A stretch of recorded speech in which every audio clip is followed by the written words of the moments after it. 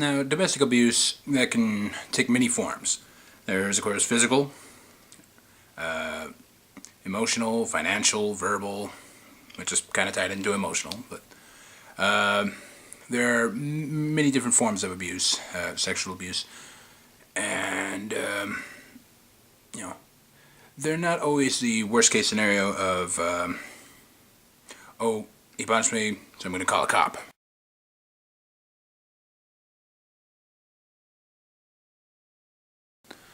But but there is a tendency for people to get out of an abusive relationship, and after some time has passed, go right back to it. This happens for a variety of reasons, but you know, when somebody is in an abusive relationship, I personally like to implement Rogerian theory, which is basically be a good friend. Don't pass any judgments for any decisions, feelings, anything like that that the victim is having.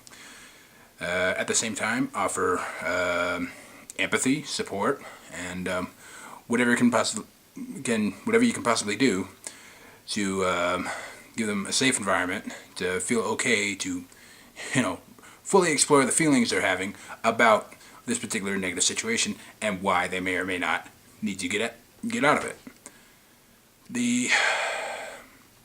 The only thing is, after some time has passed, there's always going to be that that desire for stability.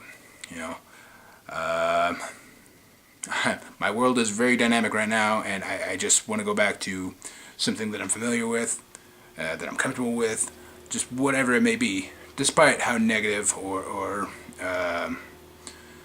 abrasive that situation may be. And, at that point, there's not really a whole lot you can do. I mean, you can pull somebody out of the fire, but if they're just going to dive right back into it, well, you can pull them out again and again, or just give them time, let them get burned, and maybe they'll jump out, maybe they won't. But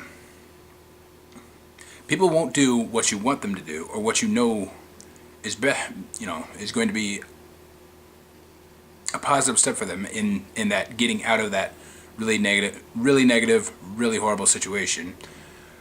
But at a certain point, you yourself, are enabling that by being that safe place to go, by being that support. And as frustrating as it is, you can't do that.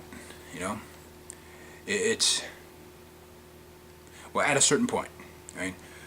Initially, once, twice, whatever, be that person, be that safe place, be that sanctuary to whatever your friend's going through, whether it's physical, emotional abuse, what have you.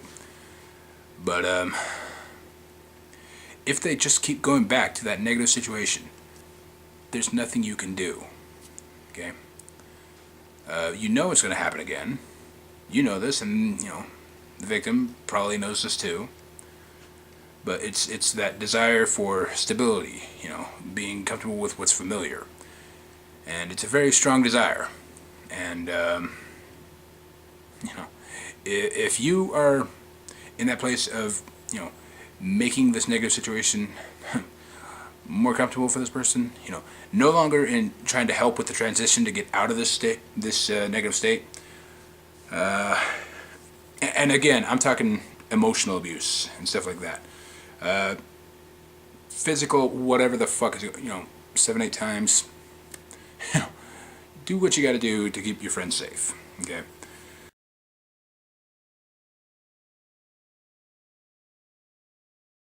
Okay. But physical bit is, physically abusive people have a tendency to look at things in a very traditional sense, and it's ironic because, for the simple fact that You're supposed to be the fucking protector, you douchebag. But they're not understanding that that's, that they're running against the grain with their own fucking beliefs. And, but again, a little bit of a sidetrack. We'll follow the rabbit hole down some other time. When it comes to just emotional abuse and the negative things that are often associated with it, you can be there all you want, but in the end, you're really just, enabling that behavior to continue. And at some point, you have to throw your hands back, step back, and give them a little more time to explore the fire.